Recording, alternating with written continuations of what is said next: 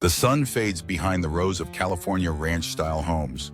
Streetlights flicker on, sprinklers hum, and children's laughter echoes into the evening air. Inside one house, Jane Mitchell locks her door twice. The neighborhood has changed. People whisper about a man watching from the dark. Moments later, a faint sound. A backyard gate creaks. Her dog growls. A shadow slips past the window. The phone rings once, then silence. The last thing Jane hears before the line clicks off. Breathing. Headlines scream, "East Area Rapist Strikes Again." Detectives gather in a smoke-filled precinct, maps dotted with red pins. All suburban homes, all within bike distance of one another. He studies his victims for weeks, enters through sliding glass doors, uses shoelaces from the victim's own shoes to bind them. He whispers to them for hours. No fingerprints, no DNA, only fear left behind. Sacramento learns a new habit: locking doors, keeping lights on, buying dogs. The attacks move south: Santa Barbara, Ventura, Irvine. But now he's not just breaking in, he's killing. The press gives him a new name: the original Night Stalker. Couples found murdered in their beds, no witnesses.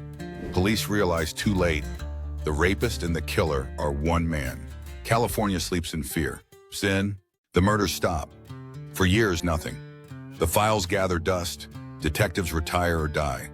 But the survivors never forget the masked man whispering, "Don't move, or you'll die." For decades, California tries to move on. But evil doesn't rest. It hides. A new generation of detectives open old boxes. They test what was once impossible.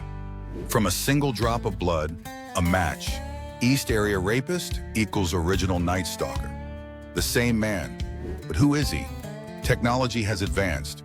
So has the hunt. They upload the DNA to genealogy sites. A faint match appears. A family tree. A name emerges: D'Angelo. Detectives tail an elderly man in a quiet Sacramento suburb. He's retired, a grandfather, mowing his lawn. They wait for him to discard something: a tissue in a trash can. The DNA matches.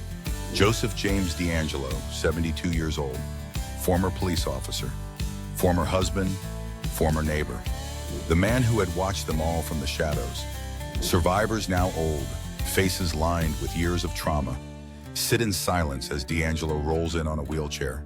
No words, no emotion. Then, in a whisper, he mutters, "I did all that." The courtroom breaks. Sobs, disbelief, decades of pain spilling out. Justice delayed, but not denied. One detective, now retired, looks over D'Angelo's old police records. His beat, the same neighborhoods the killer terrorized. He was responding to his own crimes.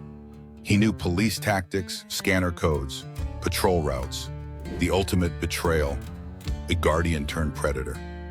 California exhales after 40 years, but trauma lingers in the whispers of those who survived. Lock the door, mothers tell their children. Keep the light on. The shadow that haunted California is gone, but his echo remains. A warning of how evil can live next door, mowing his lawn, smiling, pretending. The Golden State Killer wasn't just a monster.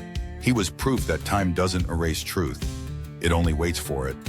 Like and subscribe for more true crime stories that reveal the darkness behind ordinary lives.